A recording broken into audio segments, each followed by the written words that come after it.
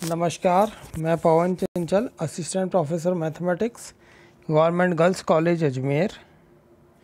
आज हम पढ़ेंगे pedal equation and derivative of the length of an arc part 4, questions and their solutions.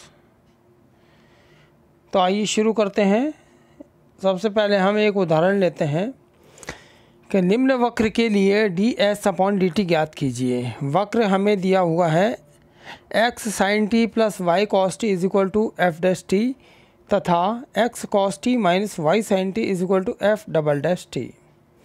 इसके लिए हमें ds/dt ज्ञात करना है। तो हमें जो ज्ञात करना है ds/dt, सबसे पहले हम वो देखें कि उसका फॉर्मूला क्या है। तो ds/dt बराबर होता है वर्गमूल dx/dt का स्क्वायर प्लस dy/dt का स्क्वायर। तो इसका मतलब है कि हमें dx/dt निकालना पड़ेगा, dy/dt निकालना पड़ेगा। तो इसके लिए हमें x और y निकालने पड़ेंगे। तो इसीलिए हम शुरुआत करते हैं। सबसे पहले दिए हुए समीकरण को हम, जो कि समीकरण 1 और 2 से हमने रिप्रेजेंट किया है, यहाँ पर सबसे पहले sin t और cos t से गुणा करके हम जोड़ते हैं। यानी कि समीकरण 1 को sin t से और समीकरण 2 को cos t से गुणा करके हम जोड़ते हैं। तो इस प्रकार हमें x बराबर f dash T sin t plus f double dash T cos t प्राप्त होता है, जिसे हमने समीकरण नंबर 3 दे दिया है। इसी प्रकार अगर अब हमें y निकालना है तो हम क्या करते हैं, तो समीकरण 1 तथा 2 को क्रमशः cos t तथा sin t से गुणा करके हम घटा देते हैं। तो इससे हमें y मिल जाता है, y बराबर f dash T cos t minus f double dash T sin t। इसे हम समीकरण नंबर 4 दे देते हैं।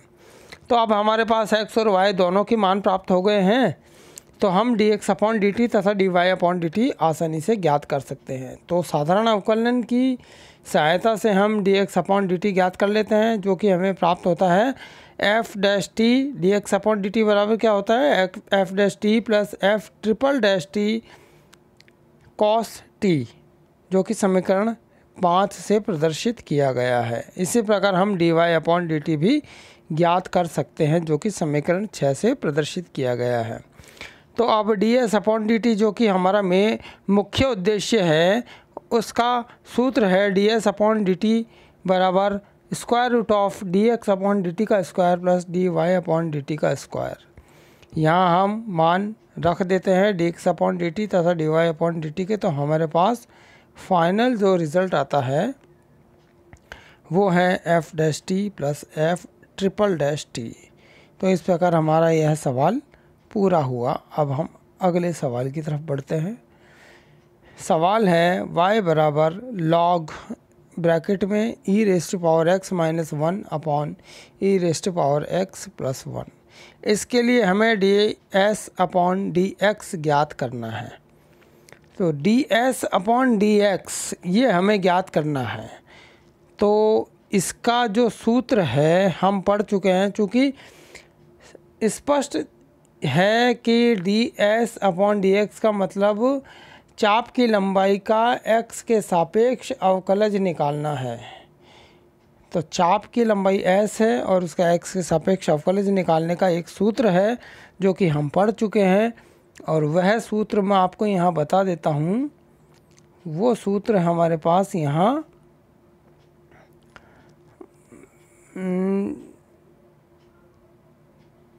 ये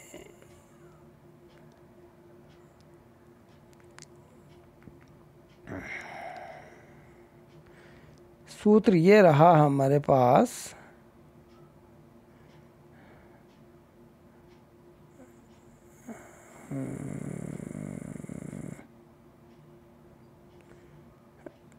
ये हमारे पास सूत्र है 1 plus square root of 1 plus dy/dx का स्क्वायर। इस सूत्र की सहायता से हमें मान ज्ञात करना है। तो चलिए हम शुरू करते हैं। सबसे पहले इस सूत्र की सहायता से हमें जो चाहिए वो dy/dx चाहिए।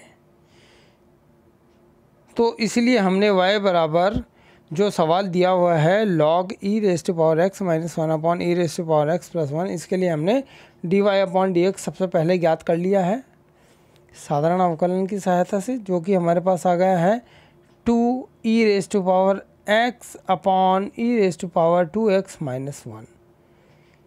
अब हम इसका मान सूत्र में रख देते हैं, ds अपॉन डी एक्स बराबर वर्गमूल 1 plus D Y upon D X का स्क्वायर। तो D Y upon D X का मान यहाँ रख दिया तो हमारे पास ये स्टेप आ गया, जिसे हम आसानी से जब सरल करते हैं तो हमारे पास आंसर आ जाता है e raised to power 2x plus 1 upon E raised to power 2x minus 1। तो यह सवाल हमारा कंप्लीट हुआ। अब हम अगले सवाल की तरफ बढ़ते हैं।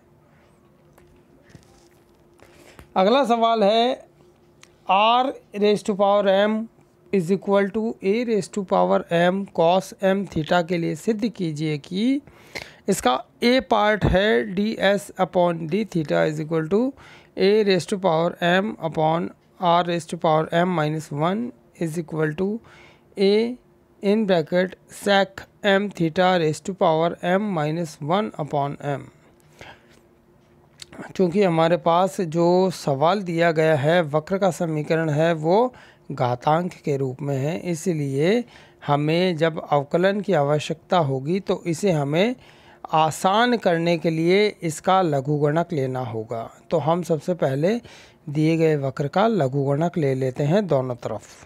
तो हमने दोनों तरफ लघुगणक लिया तो m log r is equal to m log a plus log cos m theta ये आ गया। अब इसका थीटा के सापेक्ष अवकलन कर दिया तो m upon r d are upon D theta minus m tan m theta आ गया, जिससे हमें d are upon D theta is equal to minus r tan m theta प्राप्त हो गया।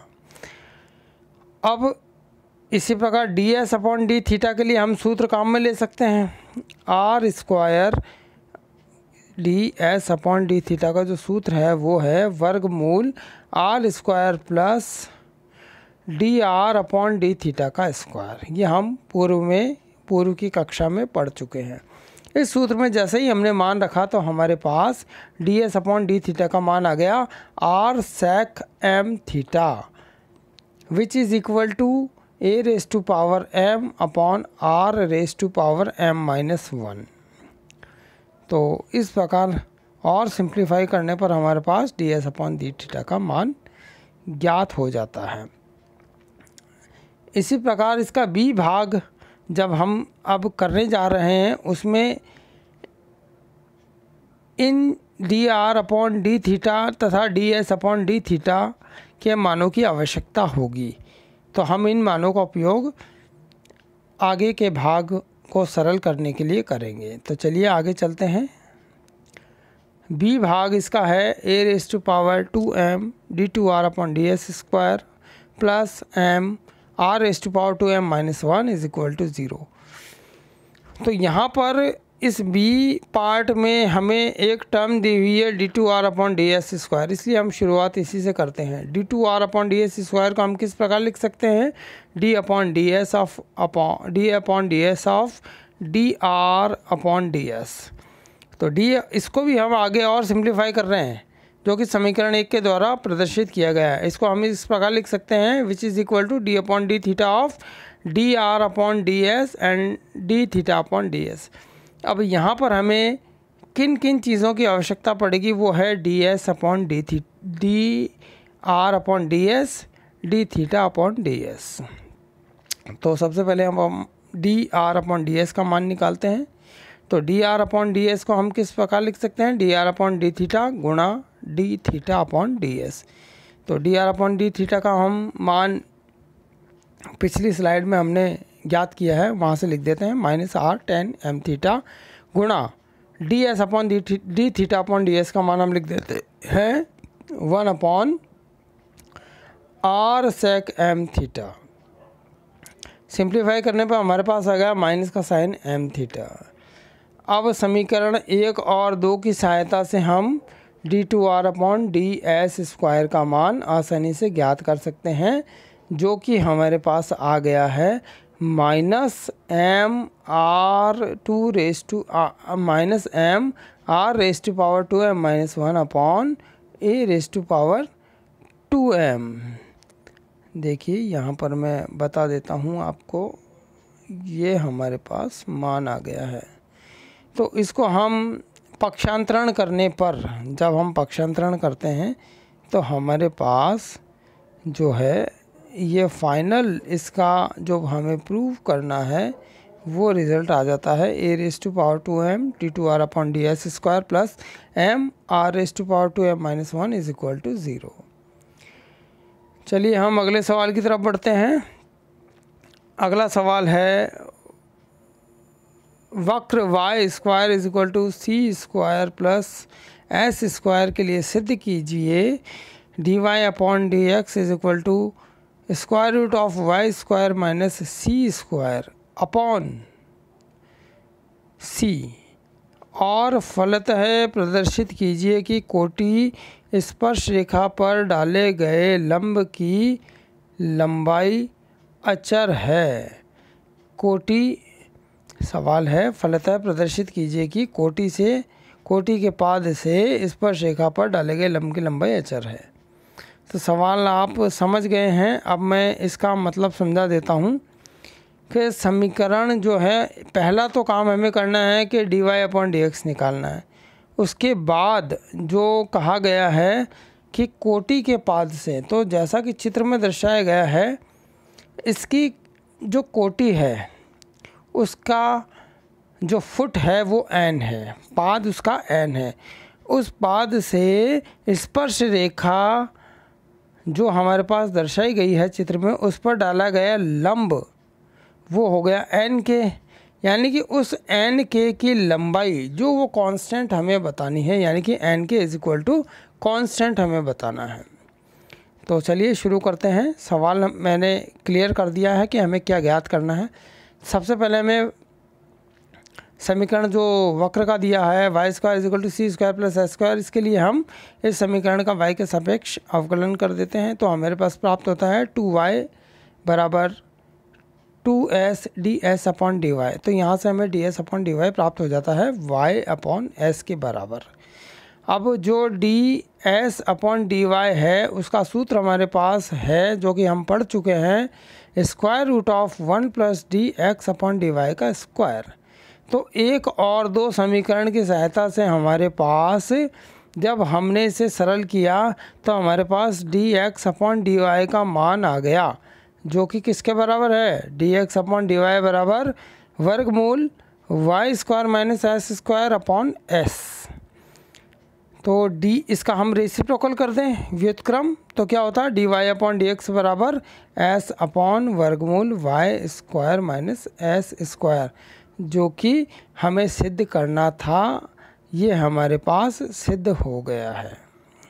एस का मान जब हम पुट कर देते हैं तो ये हमारे पास सिद्ध हो गया। अब हम देखते हैं त्रिभुज पी के एन में। तो त्रिभुज पी के एन से हमारे पास कॉस शाई का मान एन के अपॉन पी एन प्राप्त होता है। तो यहाँ से एन के बराबर वाई कॉस शाई हमें मिल जाता है। अब कॉस शाई इसको हम लिख सकते हैं 1 अपॉन सेक शाई, और सेक शाई को हम लिख सकते हैं वर्गमूल 1 प्लस टेन स्क्वायर शाई। तो यहाँ पर जब हम सरल करते हैं तो एन के का मान हमें सरल करने पर एक अचर प्राप्त होता है, वही जो कि हमें सिद्ध करना था। चलिए हम आगे बढ़ते हैं अगले सवाल की तरफ। किसी वक्र के लिए सिद्ध कीजिए कि sine square phi d phi upon D theta plus r d two are upon D S square is equal to 0। अब इस सवाल में हमें, चूँकि इसने कहा है किसी वक्र के लिए सिद्ध कीजिए, तो हमें सामान्य संकेतन की सहायता से, यानी कि जो जनरल नोटेशंस है, जो हमें फॉर्मूले, जो नोटेशंस हमें ज्ञात हैं, उनकी सहायता से ये सिद्ध करना है। इसलिए हम साधारण जो हमने अभी तक प्रूव किया है, जो हमने संकेतन काम में लिए हैं, उनकी सहायता से हमें सिद्ध करना होगा। तो हम जानते हैं d are upon D S बराबर, चूँकि कॉस फाई होता है, ये हम पूर्व में सिद्ध कर चुके हैं, और R D theta upon D S बराबर साइन फाई होता है।